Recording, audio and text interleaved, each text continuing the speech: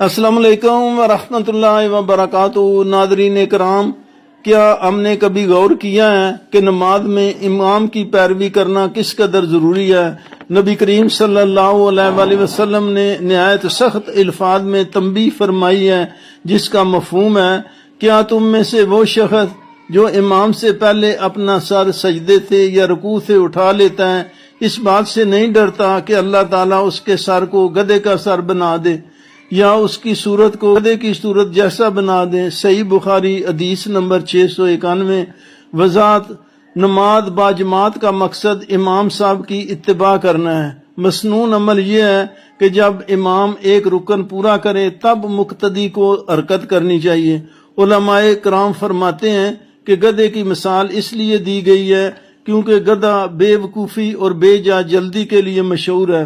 جو شخص امام صاحب سے پہلے سر اٹھاتا ہے اسے کوئی فائدہ نہیں ہوتا، کیونکہ اسلام تو اسے بھی امام صاحب کے بعد ہی پھیرنا ہوتا ہے۔ اس لیے ایسی جلد بازی نماز کے ثواب میں کمی اور گناہ کا باعث بنتی ہے۔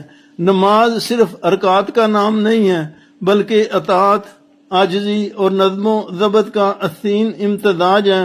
اللہ تعالیٰ کے حضور کھڑے ہونے کا طریقہ ہے۔ جب ہم امام صاحب سے آگے بڑھتے ہیں تو گویا ہم اس نظم کو توڑ رہے ہوتے ہیں جو اسلام نے ہمیں سکھایا ہے۔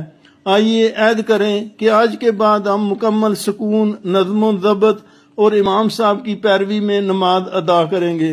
اے رب کریم، تو اپنی رحمت کے صدقے ہماری مدد فرما، ہمیں صحیح طریقے سے نماز ادا کرنے کی توفیق عطا فرما۔ آمین ثم آمین یا رب العالمین۔